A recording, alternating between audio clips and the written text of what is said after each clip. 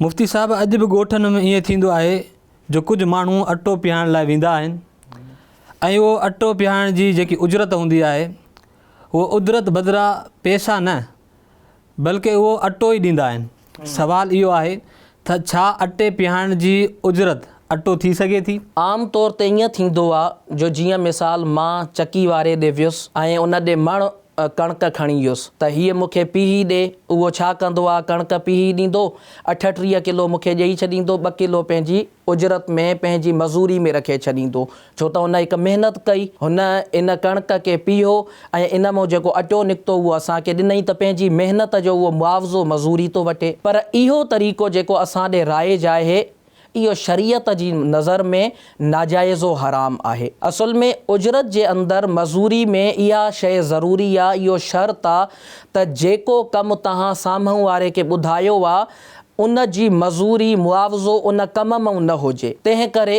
नबी करीम सल्लल्लाहु अलैहि वसल्लम जन इन अमल को मना फ़रमायो, जीअं त हदीस शरीफ़ आहे हज़रत अबू सईद ख़ुदरी रज़ी अल्लाह अन्हु खां, नहा अन क़फ़ीज़ तहान, यानी पाण सॻोरन सल्लल्लाहु अलैहि वसल्लम जन अटे पीहण वारे खे उन अटे मां मुआवज़ो मज़ूरी ॾियण खां मना फ़रमायो। सो इन जे करे जेको असां ॾे मुरवजा हलंदड़ तरीक़ो आहे इहो जाइज़ न आहे, पर इहो तरीक़ो जाइज़ थी सघे थो सिर्फ़ पंहिंजे अमल खे, यानी उन सां जेकी डील करणी आहे, जेकी ॻाल्हि ॿोल करणी आहे, सिर्फ़ उन खे तब्दील करण जी ज़रूरत आहे। यादि रखो त शरीयत जो जेको बि मसइलो आहे असांखे उन ते ई अमल करिणो आहे। उन में पंहिंजा अकुल जा घोड़ा नाहिनि डोड़ाइणा त हीअ त हीअं बि हुयो, तव्हां इन खे हीअं छो मना करे छॾियो। उन जो हिकिड़ो बिल्कुलु आसान तरीक़ो आहे त जॾहिं तव्हां चकी वारे वटि वञो था कणिक पीहाइण लाइ त तव्हां उन खे उन कणिक मां ई 2 किलो 3 किलो जेतिरी उन जी मज़ूरी थिए थी, जंहिं ते फ़रीक़ैन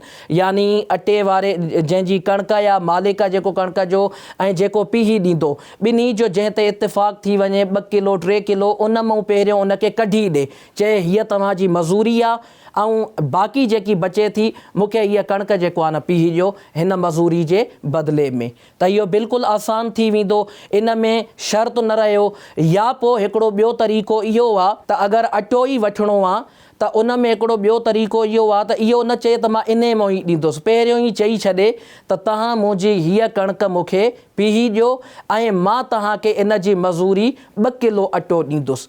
जॾहिं उहो कणिक खे पीही छॾे पोइ उन खे चई छॾे त हाणे तव्हां पंहिंजा 2 किलो अटो जेकी तव्हांजी मज़ूरी ठहे थी हिन अटे मां ई कढी छॾियो। सो इन्हनि शयुनि जो ख़्यालु रखणु ज़रूरी आहे। यादि रखो, कॾहिं असां सम्झंदा आहियूं त कनि हितां वठो हितां वठो, केरु चवंदो साईं ॻाल्हि त इहा हिकु ई थी।